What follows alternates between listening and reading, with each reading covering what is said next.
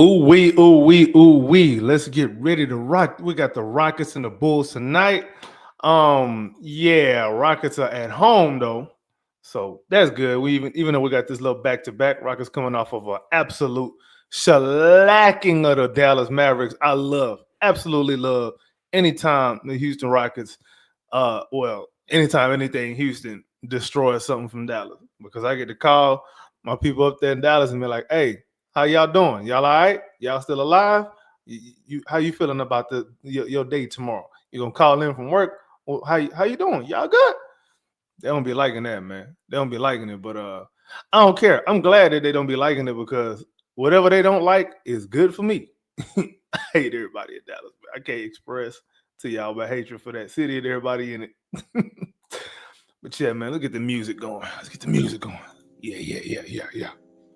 Yeah, man, before I start doing the whole little preview thing, um, real quick, so I put out a tweet a little bit earlier, pretty much just saying, so the three refs in tonight's game, Rockets versus Bulls, the Rockets actually have a combined record of 2-6. In their games that the Rockets play with these three refs in it. Like obviously it's not the same three refs every time, but it's that's their record, 2-6. However, those two wins came in with just one of those refs. The other two refs we haven't won a game in with any of them refing, which is FYI. So there's that. There's also the Rockets being 3-8 in total on Saturday games this season. 3-8. Yeah. And there's also we don't like our record against teams, if I'm not mistaken, I could be wrong, but our record against teams that are below 500 is worse than our record against teams above 500. So there's that. There's also the fact that we on a back-to-back. All right. So with all that going against us,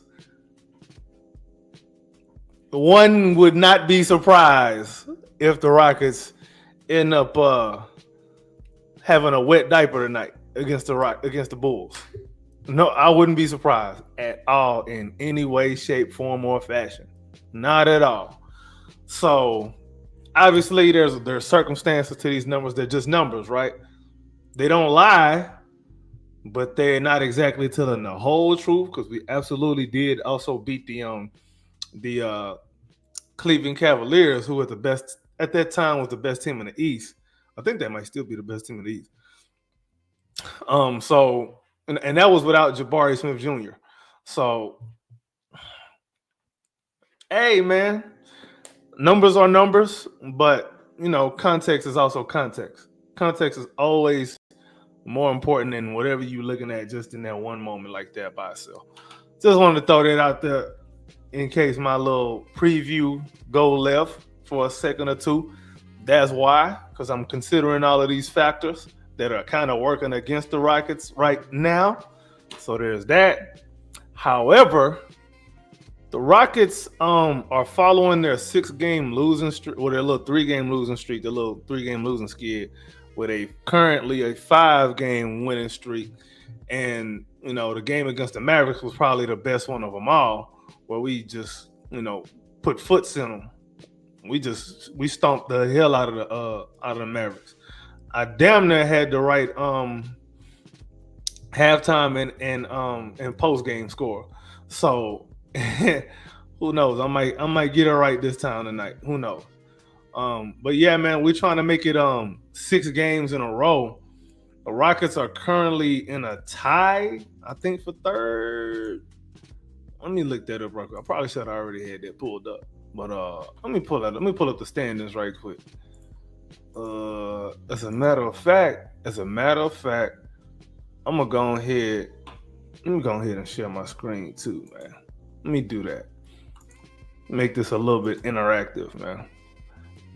All right, tab NBA standings. Here we go. All right, so currently 5-game win streak. We are tied with the Memphis Grizzlies, but we got the tiebreaker because we have a winning record against them this season. Like we won the season series against the Memphis Grizzlies. The Lakers on a little losing skid. They lost 4 in a row, so they went from 2. I believe they went from 2 all the way back down to 5, just like that. Just like that. Hit a little losing streak, and you down every game. You losing a spot in the standing. So Rockets got to kind of keep this up, man. We can't let up. Can't take our foot off the gas for any second. Got to keep our eyes on the road and keep the destination in the back of our minds. But yeah, man, we want to get up to the 2 seed. We want to get up to the 2 seed because why? The Golden State Warriors seem to be catching their stride at the right time. And I'm telling you right now, out of everybody in the current playoff picture, I want nothing to do with the Warriors at all. I don't care if we did beat them that one game this season where we actually kind of did get lucky a little bit. But listen to me, man. Listen and listen closely. We beat them one time out of luck once in the last 5 seasons, damn near. Say, man, we lost to them way too many times in a row. And honestly, man, if we play the Warriors in the playoffs, that's a sweep. We're not winning them. We're not beating them not once, not at one time. It ain't gonna happen. Listen, I'm not one guy. I'm not the type of guy. Y'all know I ain't the type of guy to duck no smoke from nobody or nothing. But there's exceptions to every rule, bro.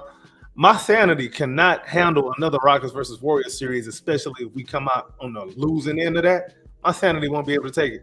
Like, I mess around and go into hiding, bro. Like, end up moving to a remote island for the whole summer, growing my beard out. I may take like a little mini retirement too. I'm gonna be on a hell of a sabbatical, man. Ain't no way. I wouldn't be able to deal with it. Wouldn't be able to tolerate it. I don't know, man. Like, y'all gonna have to pray for me. If we end up playing the Warriors and we lose, nah, bro. Ain't no way. I can't do it. I just can't do it.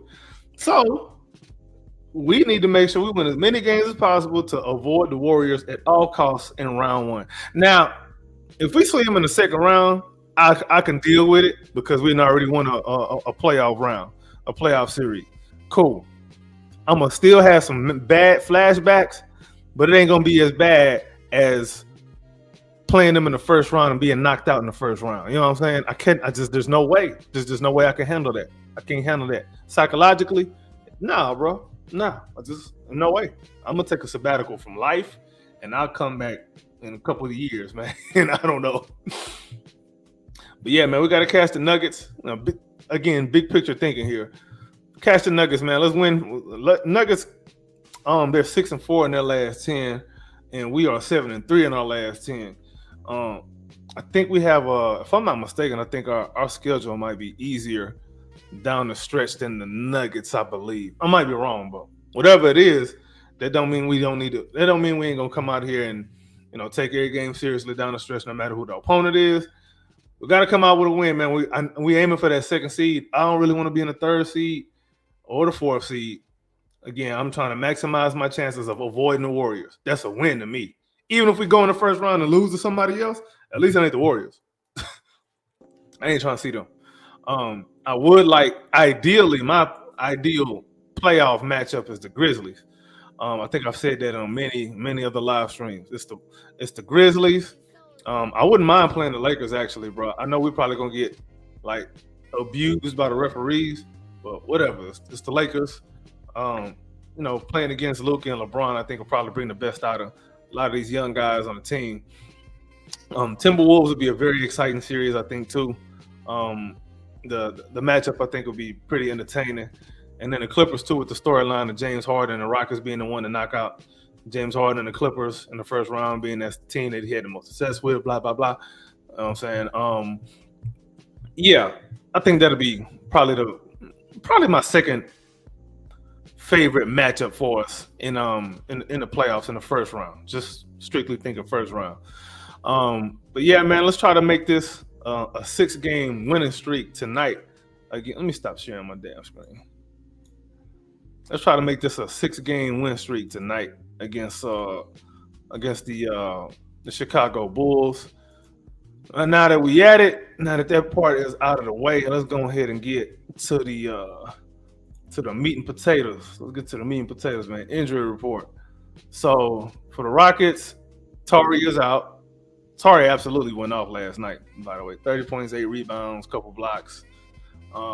Tari was doing Tari things, and I was actually saying in the preview, because I forget who it was who said Tari might be the X factor, and I was like, I wouldn't put it past him, but good call out. I think that was King, a King named Clip. I think that was him that had said Tari might be an X factor.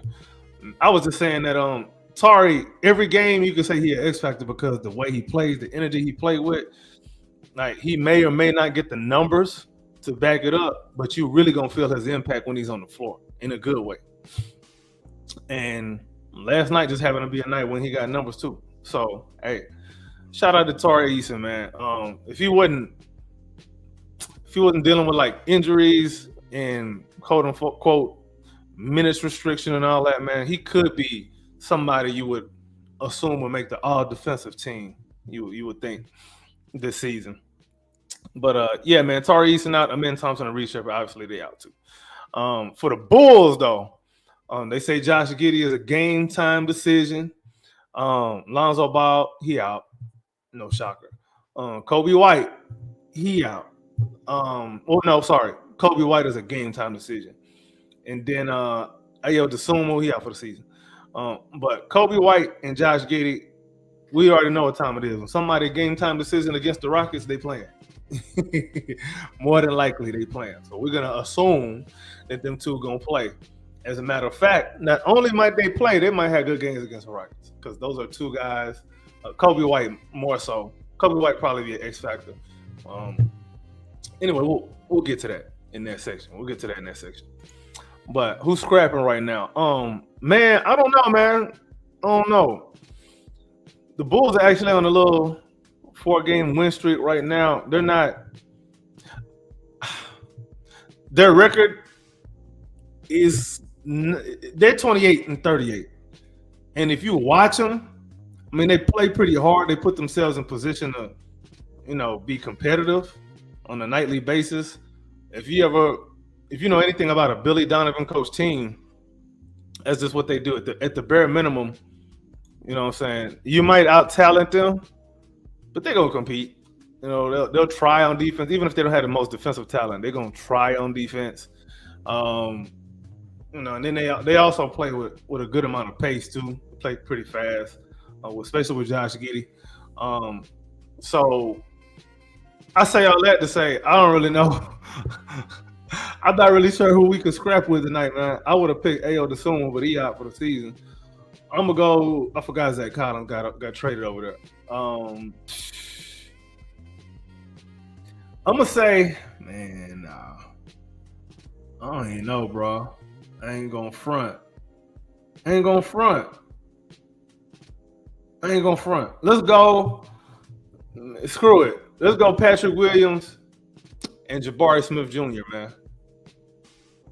If you ask me why, I can't tell you. I don't know. But if I had to pick a pair to go at it, it'll be them two. Now, X factors. For the Bulls, like I was saying before, man, it's a lot of guys you could pick from to be an X factor this game.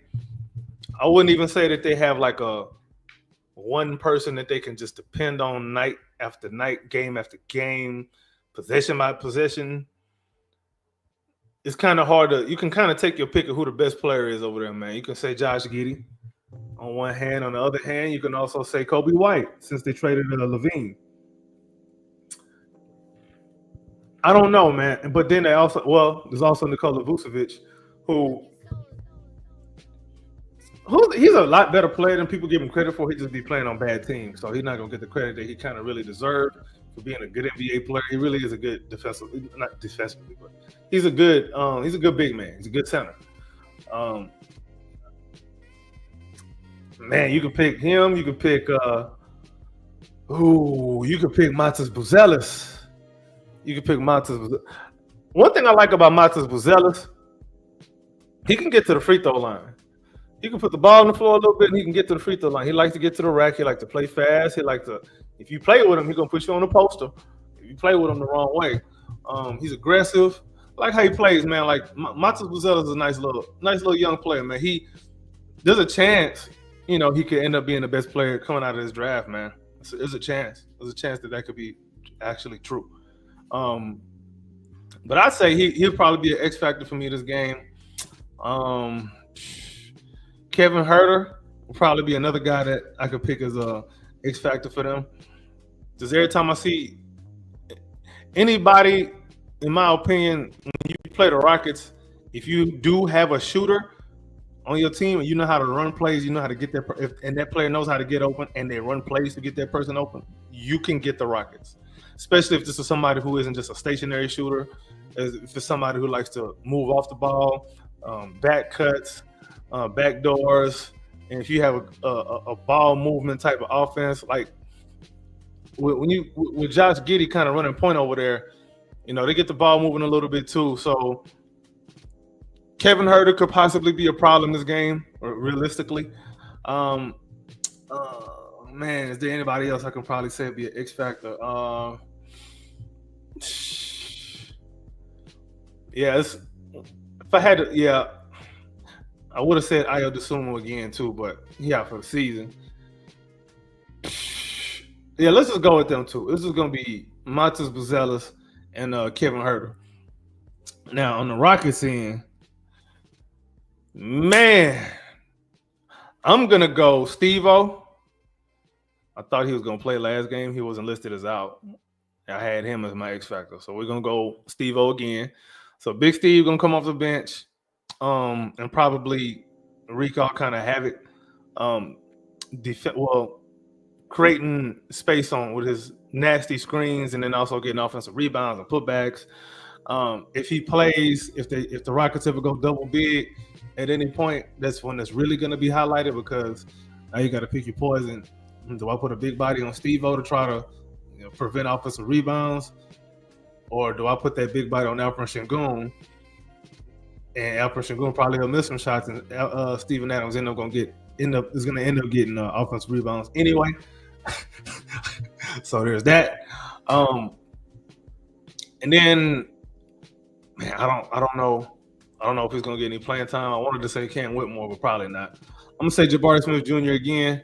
Jabari seems to be a lot more aggressive as a scorer coming off the bench. He's looking for a shot more. They run plays a lot for him more. I don't think that the plays that they do run for him make the most sense all the time, but I like the fact that they're being more intentional about it. Like, if we had another ball handler to come off the bench with, Jabari, you can run some. I don't even know why they don't do a lot of pick and pop with Jabari. I don't know why they don't do a lot of slip screens with Bari, either going to the basket or fading away to go and get an open shot somewhere else. Like, I don't know why they don't do that more. Like, he just seems to be used as a spacer. And if he has a small guy on him, all right, you go post him up. Like, those are the two things. There's different ways to get him the ball, but whatever.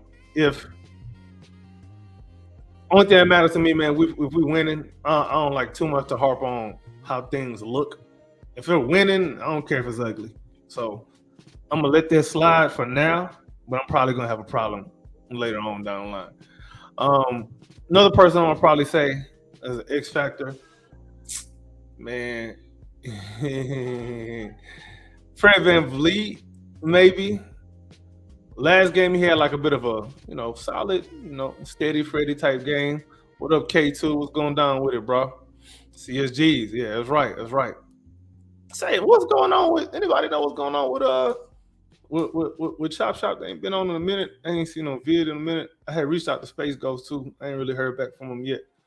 Man, shout out to my people over there, man. Frank, F-Tank58. Shout out to him. Go make sure y'all go follow him on X. Probably y'all already following him anyway. But yeah, man. Other person probably gonna be Fred VanVleet is my last little X factor. Look like he's still getting his feet kind of under him, but he played a pretty steady game. I can see Billy Donovan probably throwing the kitchen sink at Jalen and Shingun tonight, and probably forcing Fred to be a guy that they go to go and get some buckets. And he'll probably rise to the occasion tonight if they end up doing something like that, because it is the Bulls and they don't really defend like that. Yeah, K2. Yeah, I don't know, bro. I don't know, but I'm gonna reach out again and see what's up. I don't know, right? Anyway? I'm just being a dude, man. And can we have a 6-0 homestand? I think we can. Matter of fact, I was saying that as far as the homestand,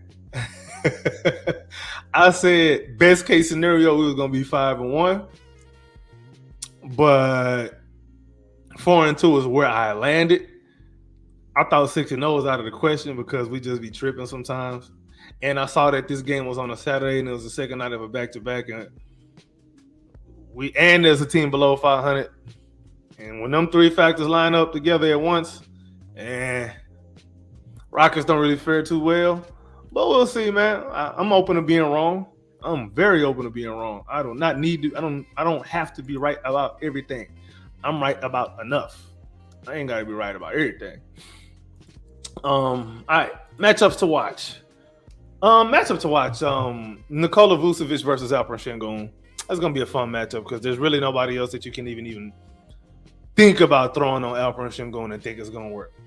Ask Zach Collins when he come off the bench. He gonna be, man. Listen, Alperen Sengun gonna put Zach Collins to sleep. You try that nonsense with him. Vucevic already gonna have enough to deal with Sengun. Zach Collins, he gonna fake an injury dealing with Alperen Sengun. So, yeah, Alperen Sengun versus Chicago Bigs. That's a matchup to watch because, yeah. Matter of fact, Alperen Sengun may trying to get like 10 plus free throw attempts tonight. That's a possibility. Got another comment. K2 said, yeah, we play down our competition. Sometimes it's inconsistent. We up and down. Sometimes we play down to them, sometimes we don't. Like last night, we whooped up on the Mavericks. The other night again, too, we whooped up on the Pelicans. But then the other game against the Pelicans that we played, we was tripping in the first half, and then we got it together in the second half. So I don't know what to expect from these guys sometimes, man. I ain't gonna front. I'm just saying what I see, man. I'm just saying what I see. Other matchup to watch. Kobe White and Dylan Brooks. I think they probably gonna put Dylan Brooks on Kobe White.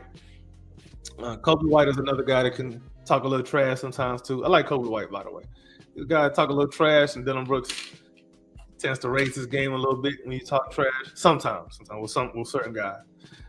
But if the other person is getting the better of Dylan Brooks and they start talking trash, all right, it's time to move the matchup. You got to put somebody else on that guy because now Dylan ain't gonna be very useful after that.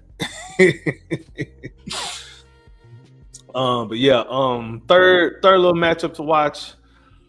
Ooh, let me say.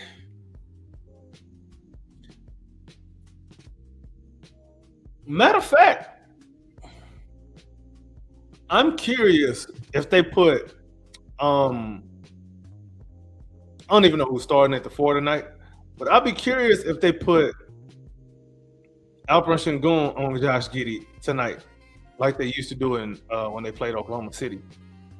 I'm curious if Ime Udoka does that again tonight, because if I'm not mistaken, Josh Giddey, if he plays, his shooting percentage, his 3-point percentage is up this season. I know he started the season kind of hot on the 3-point line, like he was up around 40%, but it was capped though because dudes was not guarding him like that. So yeah, like right now he's at 37.6%, but if I'm not mistaken, the volume isn't all that. Yeah, it's only on yes. He's at the volume is about decent, 237 attempts on the season, so it's pretty decent. I don't know if he ends up having a good game. How how much do we stick to that strategy? If he's hitting his 3-point shots, do we go away from that strategy? Do we switch up the coverages? Like, I'd be very interested to see Ime Udoka's game plan on that. I'll be really curious. Otherwise, I'm fine with putting Jaden Green on him, using his athleticism against Giddey's size. I'm all right with that. I think that would make some sense. Even Fred too. Fred uses high IQ against Giddey a little bit. Giddey isn't like, he's not like the most fast guy out there, but he's like very high IQ and he's very skilled. Like, he knows how to handle the ball, he knows how to get to the spots, and he's a guy who will get a defense. He's a big point guard, so he get the rebound, he's gonna go and he's like one of the best in the league at the kick ahead pass. Like, if you run with Josh Giddey, he's going to find you, and he don't even got to run. Like, he's just gonna throw it down to you, touchdown. He's like a big quarterback. That's like really his skill set. It's turbo offense. Even though he himself isn't going to be the one doing the lion's share of the scoring, he's going to do the lion's share of the addition, though. And he does like a lot of little things too. He's not the best defender, but he uses the size. And and like I said, he's great court vision, and a good rebounder for his size too. What up, Clips? Mates. Matas versus DB. Oh, you know what? That is a good matchup to watch. You right. But who you got guarding Kobe White then in that case? I think they could put Jabari on Matas. I think Jabari might start tonight. And if he does, he's gonna be on Matas, in my opinion. I think so. All right, keys to the game. Ooh, transition defense, number one. Transition defense, because the Bulls can get the running, boy. They'll get the running. They will get to running. And you get them in a little groove, man. You know how they say with some of these with bad teams, man, you get them hope. Now they think they're on your level. And now they're going to play up to your level, and now you playing down to theirs. Like, who going to win that matchup? The team that's playing free or the team that's playing tight? So this is like a layered keys to the game this time. So transition defense. But before there's transition defense, what do you got to do? You have to defensive rebound, and you got to take care of the ball. So those are the three keys. With two of them are leading to one of them. Transition. The one key most important is transition defense. Well, it ain't even the most important because that's like more of like of a result of not doing the other two. If you defensive rebound, you don't have to worry. Well, not defense. Scrap that part. Not the defensive rebound. It's the taking care of the ball, number one. You take care of the ball, they're not taking advantage of you turning the ball over and getting out on the break easily. That's number one. Number two, you got to make sure you taking good shots. Because if you take bad shots, then if you don't get your offensive rebound or score, they're going to be off to the races, which both things are going to lead to transition. You want to keep the Bulls out. Keeping the Bulls out of transition is paramount. If you can't do that, you're going to lose. It's just simple as that. No man Clip said Fred on White. Can't put him on Herter. Ooh.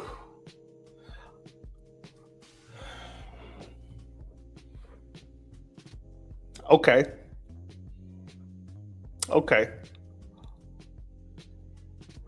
I don't know, man. I don't know. I don't know about Fred on White. He might be too small. I know Fred fights, but Kobe White a little bit of a dog too, man. Like, I don't know if I'm all right with that, bro. Ain't gonna front. K2 say, came in the podcast halfway through, but I know it was just about one game, but it was the same game. Tara made you eat your word. Oh yeah, for sure. I like it. Hey man, listen. If the Rockets are better off for me being wrong, I'm good with it. Hell, I ain't one of them dudes who I wasn't wrong, or they try to sit there and color themselves right after even being wrong, or act like they was right for being wrong. I ain't one of them dudes, man. If I'm wrong, I'm wrong. I say it. I ain't gonna die. They are tall. Yeah, Clips. Yeah, the whole Bulls perimeter. They're pretty tall, man. Trey Jones not so much. But yeah, man, that's a tall squad. Well, the people who gonna be on the ball most of the time, the dudes getting most of the on ball reps, they are pretty tall. So I'm not sure I want Fred on them. I like Fred in positions to help because he's really good at turning guys a different direction. He's really good at getting deflections and steals. He's really good at stripping dudes who come down his direction. I like Fred more as a help defender.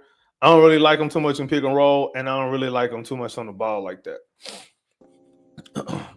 K2 says, keep it up, Tori. Who would you rather face in the first round? Oh, in the first round?